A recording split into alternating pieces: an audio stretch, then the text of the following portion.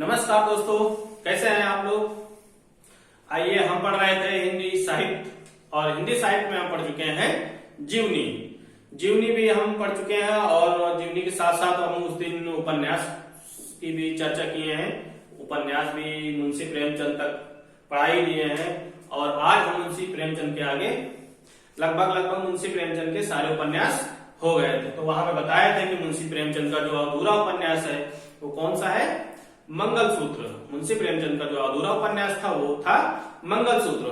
और मुंशी प्रेमचंद का जो सबसे अंतिम उपन्यास था, वो जो सबसे चर्चित उपन्यास जो हम बचपन से पढ़ते आ रहे हैं, कक्षा 7, 8, 10, 12 यानी गोदान, उनका जो सबसे अंतिम उपन्यास था वो था गोदान। तो मुंशी प्रेमचंद को धनपत राय भी कहते हैं के नाम से भी संबोधित करते हैं। तो मुंशी प्रेमचंद के जो उपन्यास थे वो हो गए थे। आज हम बात करेंगे दूसरे के बारे में, यानी फणीश्वरनाथ रेणु के बारे में। फणीश्वरनाथ रेणु यानी हम बात करेंगे फणीश्वरनाथ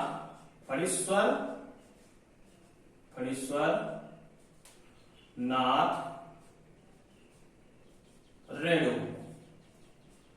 आज हम बात करेंगे फणीश्वरनाथ रेणु के बारे में बात करेंगे।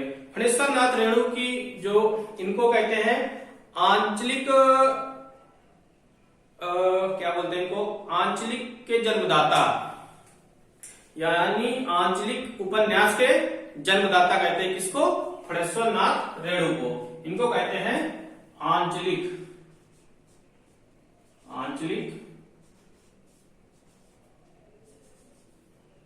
उपन्यास के जन्मदाता। आंचलिक उपन्यास के जन्मदाता कहे जाते हैं, जन्मदाता कहे जाते हैं। ये बहुत इंपॉर्टेंट है। मतलब अगर कहा जाए कि आंचलिक उपन्यास के जन्मदाता किसे कहा जाता है, तो आंचलिक उपन्यास के जन्मदाता जो है वो आपके फणीश्वरनाथ रेणु हैं। इसके बाद हम इनके कौन कौन से उपन्यास हैं, हम उनके बारे में चर्चा कर लेते हैं। एक उपन्यास इनका बहुत ही फेमस उपन्यास है। इनका एक उपन्यास बहुत ही फेमस उपन्यास है जिसको कहते हैं मैला आंचल। क्या कहते हैं, मैला आंचल। मैला आंचल, मैला आंचल काफी चर्चित उपन्यास है इनका। मैला आंचल एग्जाम में कई बार पूछा भी जा चुका है, मैला आंचल कई बार एग्जाम में पूछा जा चुका है। इसके बाद इनका एक और उपन्यास है, वो है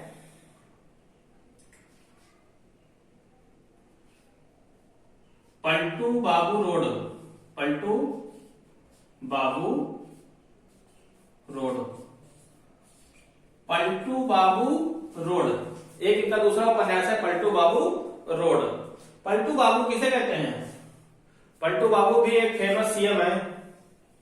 समझ गए होंगे आप कि कौन है पलटू बाबू, किसे बोलते हैं, कहां के सीएम है। हाँ, तो इन्होंने लिखा है पलटू बाबू रोड, यानी रोड पे पलट गए हैं, ऐसे कह सकते हैं कि रोड पे पलट गए हैं। एक इनका जो फेमस उपन्यास है वो है मैला आंचल और दूसरा है इनका पलटू बाबू रोड। और इनका तीसरा है एक जुलूस, ये भी काफी चर्चित है। कौन सा, जुलूस। जुलूस जो है फणीश्वरनाथ रेणु की उपन्यास है। कौन सा, जुलूस। जुलूस के बाद एक है इनका राम वचन राय। कौन सा है, राम वचन राय, यानी राम वचन राय। यानी फणीश्वरनाथ रेणु का इनको कहते हैं आंचलिक उपन्यास के जन्मदाता भी कहते हैं। इनका जो सबसे फेमस है, जो सबसे इंपॉर्टेंट है, वो है उपन्यास मैला आंचल। क्या, मैला आंचल। और इनका दूसरा उपन्यास है पलटू बाबू रोड, और एक है जुलूस और रामवचन राय। तो ये उपन्यास है आपके फणीश्वरनाथ रेणु के। एक है परती पर कथा। परती पर कथा, परती पर कथा भी इन्हीं की उपन्यास है। मतलब फणीश्वर नाथ रेणु की जो उपन्यास है परती पर कथा, परती पर कथा, और एक है दीर्घतया। कौन सा है? दीर्घतया, दीर्घतया एक उपन्यास है इनका दीर्घतया। ये चीज जरूर याद रखें कि महिला आंचल जो है, महिला आंचल जो है ये फणीश्वर नाथ रेणु की सबसे इंपॉर्टेंट है, महिला आंचल। उसके बाद एक आपका जुलूस है और परती पर कथा, ये भी पूछा जा चुका है, तो इनको जरूर याद रखिए। इसके बाद जैसे कि इनके और फणीश्वर नाथ रेणु के हो गए आपके 1 2 3 4 5 6 उपन्यास हो गए फणीश्वर नाथ रेणु के। तो सबसे इंपॉर्टेंट जो है इनका महिला आंचल है। इसके बाद हम बात करेंगे राही मासूम रजा के बारे में। राही मासूम रजा, राही मासूम रजा, राही मासूम रजा, ये भी काफी चर्चित व्यक्ति हैं, यानी इनके भी काफी उपन्यास चर्चित हैं और बहुत ही बेहतरीन उपन्यास लिखते हैं भैया, बहुत ही बेहतरीन उपन्यास लिखते हैं। कौन? राही मासूम रजा। जैसे इन्होंने कुछ उपन्यास लिखे जो बहुत ही अच्छे अच्छे थे। जैसे पहला था इनका उपन्यास, जो एक उपन्यास था वो था आधा गांव। इन्होंने पहला एक उपन्यास लिखा था आधा गांव। आधा गांव किसका है? राही मासूम रजा का है। आधा गांव। दिल एक सादा कागज, दिल एक सादा कागज, दिल एक सादा कागज, दिल एक सादा कागज। इनके उपन्यास काफी अच्छे थे। आधा गांव लिखा था इन्होंने और दिल एक सादा कागज लिखा था। हिम्मत जौनपुरी इन्होंने लिखा था। कौन से लिखा था? हिम्मत जौनपुरी, हिम्मत जौनपुरी, हिम्मत जौनपुरी। मतलब काफी चर्चित उपन्यास इनके हुआ करते थे। पेपर में भले ही ना पूछे जाए, लेकिन जो इनके उपन्यास है वो बहुत ही बेहतरीन है। जैसे एक और है ओस की बूंद, ओस की बूंद, ओस की बूंद, ओस की बूंद, ओस की बूंद इन्हीं की उपन्यास है। ओस की बूंद, आधा गांव, दिल एक सादा कागज, हिम्मत जौनपुरी और ओस की बूंद। टोपी शुक्ला, इन्होंने एक उपन्यास लिखा था टोपी शुक्ला, टोपी शुक्ला। टोपी शुक्ला का उपन्यास है, टोपी शुक्ला का उपन्यास है, ठीक है। और इसके बाद इन्होंने एक और उपन्यास लिखा था सीन 75, सीन 75। अब ये 75 सीन 75 कौन से सीन 75 देखे थे ये नहीं मालूम है, लेकिन इन्होंने उपन्यास लिखा था सीन 75। तो काफी दिलखुश मिजाज के इंसान थे। यानी इन्होंने आधा गांव लिखा था, दिल एक सादा कागज, जो ये बहुत ही फेमस था कि दिल एक सादा कागज, हिम्मत जौनपुरी, ओस की बूंद, टोपी शुक्ला और सीन 75 जैसे उपन्यास राही मासूम रजा ने लिखे थे। इसके बाद एक और था इनका कटरा भी आरजू, कटरा बी आरजू, कटरा बी आरजू। यानी इनका जो एक और उपन्यास था वो है कटरा बी आरजू। लेकिन जो इनका सबसे मतलब कहने वाले थे, मतलब जानने वाले उपन्यास थे, वो था दिल एक सादा कागज, आधा गांव और टोपी शुक्ला, सीन 75, ओस के बूंद। इन जैसे उपन्यास काफी फेमस थे इनके उपन्यास। इसके बाद हम राही मासूम रजा हो गए आपके और प्रेमचंद हो गए। तो 3 लोगों के उपन्यास के बारे में हम आपको बता दिए हैं। तो इसके बाद हम अब उपन्यास जो इम्पोर्टेंट थे उनको हम बता दिए आपको, और जो इम्पोर्टेंट लगेंगे उसको आगे बताते चलेंगे। लेकिन हम सोच रहे हैं कि उपन्यास बस इतने ही रखें। तो 3 लोगों के उपन्यास जो परीक्षा के लिहाज से काफी इम्पोर्टेंट है, परीक्षा के लिहाज से काफी इम्पोर्टेंट है। इसके बाद हम बात करेंगे हिंदी के महाकाव्य के बारे में। किसके बारे में? हिंदी के महाकाव्य के बारे में। तो हिंदी के महाकाव्य के बारे में बात करेंगे। जैसे कहा जाए कि हिंदी का पहला महाकाव्य कौन था, हिंदी का पहला महाकाव्य कौन था? तो हिंदी का जो पहला महाकाव्य था वो था पृथ्वीराज रासो। कौन था? पृथ्वीराज रासो। हिंदी का पहला महाकाव्य जो था वो था पृथ्वीराज रासो। और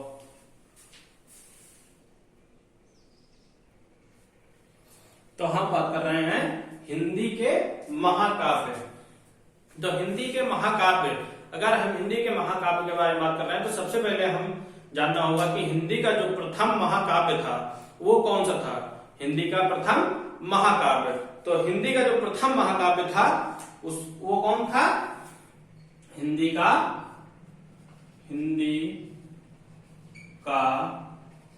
प्रथम महाकाव्य, प्रथम महाकाव्य, हिंदी का प्रथम महाकाव्य, हिंदी का प्रथम महाकाव्य कौन सा था?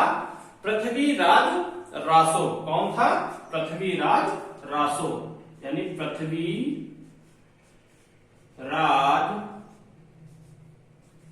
रासो। पृथ्वीराज रासो किसने लिखा था? चंद्रवरदाई ने। चंद्रवरदाई। जो हिंदी का पहला महाकाव्य था वो था पृथ्वीराज रासो। ये आदिकाल की रचना थी। जो पृथ्वीराज रासो है ये किस काल की रचना थी? ये थी आदिकाल की रचना थी। किस काल की रचना थी? अगर बात किया जाए, कहा जाए कि हिंदी की प्रथम महाकाव्य, तो हिंदी का प्रथम महाकाव्य पृथ्वीराज रासो है। किसने लिखा? चंद्रवरदाई ने। अगर पूछ ले कि पृथ्वीराज रासो किस काल में लिखा गया है, तो किसमें लिखा गया है? आदिकाल में।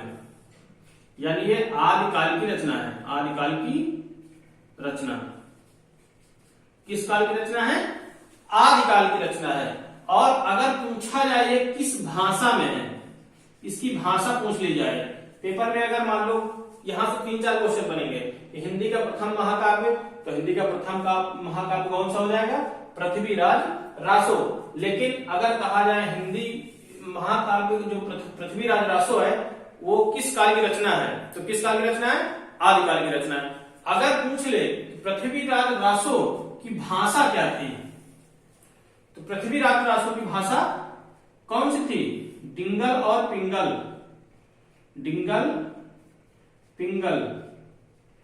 डिंगल पिंगल इसकी भाषा थी। और अगर पूछ ले यहीं पे कि इसमें समय कितने थे, तो इसमें समय जो थे वो 69 समय थे। कितने समय थे? 69 समय। यानी यहां पर एक क्वेश्चन तो हो गया आपका प्रथम महाकाव्य, यानी पूछा जाए तो एक क्वेश्चन ये बनता है किस काल की रचना पूछा जाए तो आदिकाल की रचना है। दूसरा क्वेश्चन बनता है और तीसरा क्वेश्चन बनता है कि इसकी भाषा क्या है, तो डिंगल और पिंगल इसकी भाषा है। 3 क्वेश्चन बन गए।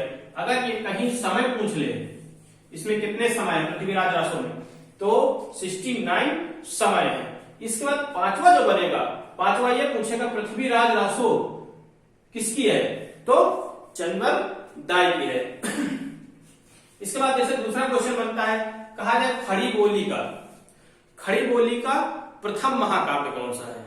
खड़ी बोली का प्रथम महाकाव्य, यानी जो तो पहला क्वेश्चन हो गया। मान लो दूसरा क्वेश्चन कह दे कि खड़ी बोली का प्रथम महाकाव्य, खड़ी बोली का प्रथम महाकाव्य, यानी खड़ी बोली की जो प्रथम महाकाव्य है वो कौन सा है? खड़ी बोली का प्रथम महाकाव्य, यानी जो खड़ी बोली है उसका प्रथम महाकाव्य कौन सा है? तो उसका जो प्रथम महाकाव्य है वो है प्रिय प्रवास। प्रिय प्रवास कौन सा है? प्रिय प्रवास। प्रिय प्रवास यानी खड़ी बोली का प्रथम महाकाव्य है आपका प्रिय प्रवास। और इसको मतलब ये किसकी है, किसने लिखा था? ये है आपके अयोध्या सिंह उपाध्याय की। किसकी है? अयोध्या सिंह उपाध्याय की। यानी अयोध्या सिंह उपाध्याय, अयोध्या सिंह उपाध्याय की। अगर इसमें बात करें इसमें समय कितने थे, अगर इसमें समय नहीं, इसमें खंड के बारे में बात करें, अगर कहा जाए जो खड़ी बोली का प्रथम महाकाव्य प्रिय प्रवास है, इसमें खंड कितने हैं? तो इसमें जो खंड है, खंडों की संख्या है 17। कितने हैं? 17 खंड है। इसमें खंडों की संख्या 17 है। और ये हो गया आपका खड़ी बोली का प्रथम महाकाव्य। इसके बाद जैसे कहा जाए कि साकेत, साकेत को किसने लिखा? साकेत, साकेत, साकेत, साकेत महाकाव्य को किसने लिखा? तो किसने लिखा? मैथिली शरण गुप्त ने। साकेत को किसने लिखा? मैथिली शरण गुप्त ने। ऊपर से लिखते हैं, एक सीरियल वाइज से देखते हैं सबको।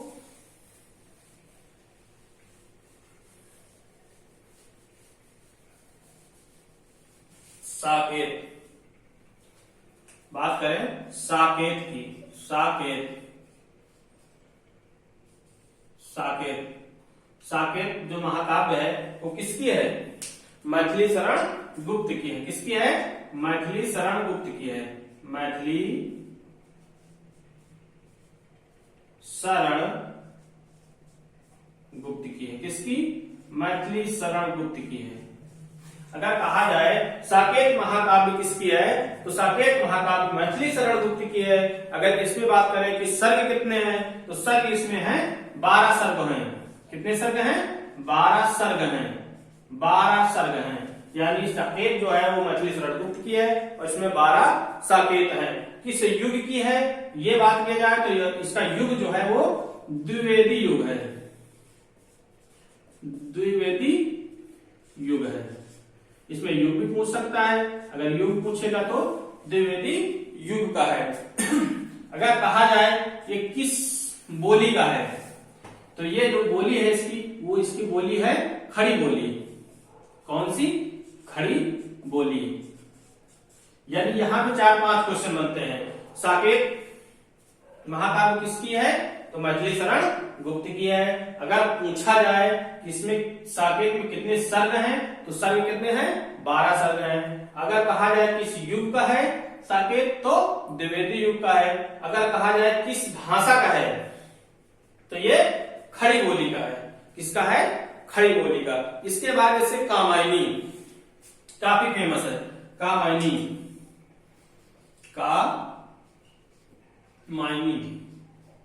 कामायनी साकेत भी पूछा गया है, यह इंपॉर्टेंट ही है, पूछा जा सकता है। यह भी इंपॉर्टेंट है, यह भी पूछा जा सकता है।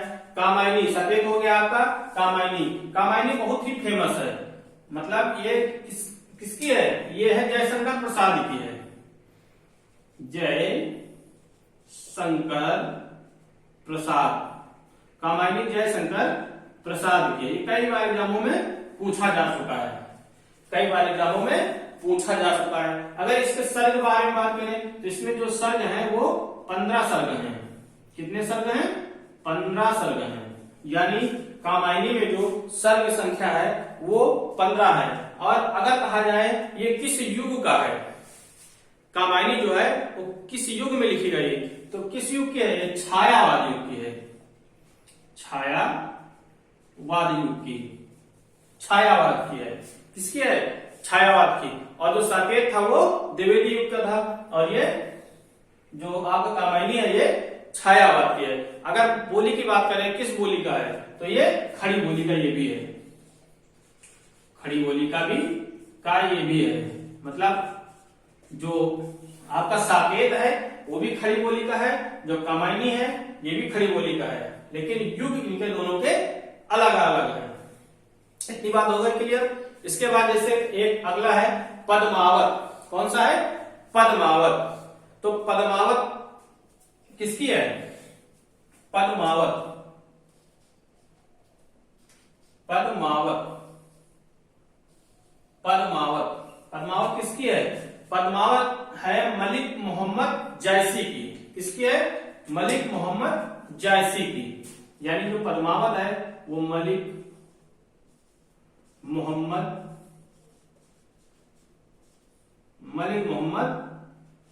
जैसी की, मलिक मोहम्मद जैसी की है। किसकी है? मलिक मोहम्मद जैसी की है। जो पद्मावत है वो मलिक मोहम्मद जैसी की है। इसमें अगर खंड की बात करें तो इसमें काफी खंड है। इसमें लगभग 57 खंड है, यानी 57 खंड। कितने खंड? 57 खंड है इसमें, 57 खंड है इसमें। और काल की बात करें तो ये भक्ति काल की है। किस काल की है? भक्ति काल की। काल की बात करें तो ये भक्ति काल की है। ये जो है पद्मावत, इसमें 57 खंड है, यानी 57 खंड है। और किस काल की है बात करें तो जो पद्मावत है वो भक्ति काल की है। और ये इसकी जो भाषा है, इसकी भाषा है अवधी भाषा है। कौन सी भाषा है? अवधी, यानी ये हमारे क्षेत्र की है। और अवधी, अवधी जहां जहां बोला जाता है। इसके बाद एक और है लोकायतन। कौन सा? लोकायतन। लोकायतन जो है ये भी काफी फेमस है, यानी ये सुमित्रा नंदन पंत की है। किसकी है? सुमित्रा नंदन पंत की है। लोकायतन, लोकायतन काफी बार पूछा जा चुका है। लोकायतन किसकी है? तो लोकायतन जो है वो आपके सुमित्रा नंदन पंत की है। किसकी है? सुमित्रा नंदन पंत की। सुमित्रा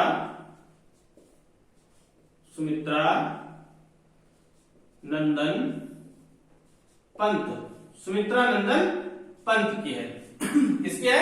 सुमित्रा नंदन पंत की है। अगर इसमें खंड की बात करें तो इसमें जो खंड ये पद्मावत से ज्यादा है, एक ज्यादा है। उसमें 57 है और इसमें 58 खंड है। कितने खंड है? 58 खंड है। अगर लोकायतन की बात करें तो लोकायतन सुमित्रा नंदन पंत की है और इसमें 58 खंड है। अगर बात करें किस युग की है तो ये छायावाद की है। किसकी है? छायावाद। और छायावाद की है तो ये खड़ी बोली का होगा। छायावाद की है और खड़ी बोली। छायावाद के जो भी होंगे वो खड़ी बोली के होंगे। यानी लोकायतन सुमित्रा नंदन पंत और इसमें 58 खंड है। 58 खंड के साथ साथ ये किस काल का है? तो छायावाद काल का है और इसकी बोली खड़ी बोली है। इसके बाद रामचरितमानस। ये तो सभी जानते हैं कि रामचरितमानस किसकी है, किसका महाकाव्य है। तो रामचरित जो मानस महाकाव्य है वो तुलसीदास की है। रामचरितमानस, रामचरितमानस।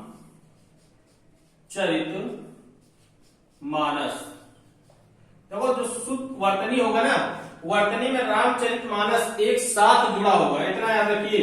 ये अगर कहीं पूछ ले, वर्तनी में पूछ ले यही चीज लिख के और अलग कर दे, कहीं से मानस अलग कर दे या रामचरित अलग कर दे, तो अलग अगर होगा तो वो शुद्ध नहीं होगा। रामचरितमानस जो है वो एक साथ जुड़ के लिखता है। रामचरितमानस एक साथ जुड़ के लिखता है, अलग अलग नहीं होता है। तो रामचरितमानस किसकी है? तुलसीदास की है। तुलसीदास की। किसकी है? तुलसीदास की है। रामचरितमानस जो है वो तुलसीदास की है। इसमें खंड की बात करें तो खंड इसमें कौन कौन सा है? इसमें 7 खंड है। इसमें खंड कितने हैं? खंड है आपके 7। और ये किस काल का है? तो तुलसीदास थे, तो सीधी सी बात है भक्ति काल का होगा, और इसकी भाषा अवधी होगी। यानी जो भक्ति काल, जैसे पद्मावत थी, मलिक मोहम्मद जैसी, ये भक्ति काल के थे। भक्ति काल वाले की भाषा जो होगी वो अवधी होगी, और जैसे छायावाद के हैं तो छायावाद वालों की खड़ी बोली होगी। तो इनके सात खंड थे, 7 खंड थे। इसमें कितने खंड थे? 7 खंड थे। अगर काल की बात करें तो इसमें भक्ति काल थी, भक्ति काल। और अगर बात करें कि बोली की, तो बोली कौन थी? अवधी थी,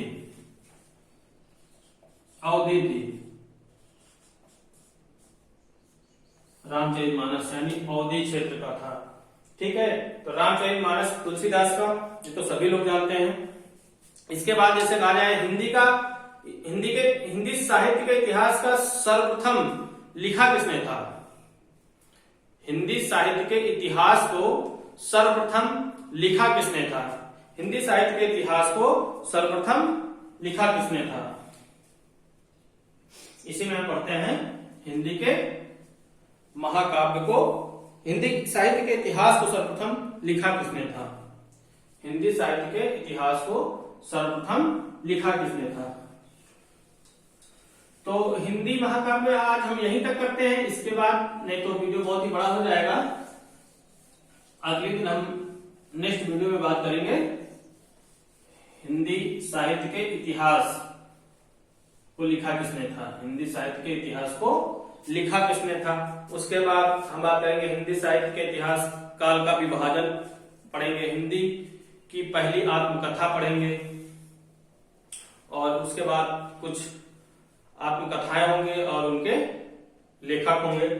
तो आज के लिए बस इतना ही रखते हैं हिंदी महाकाव्य में, और इसके बाद हम अगले वीडियो में बात करेंगे कुछ अन्य चीजों पे। तो आज के लिए बस इतना ही। आप अपना ख्याल रखिए। धन्यवाद।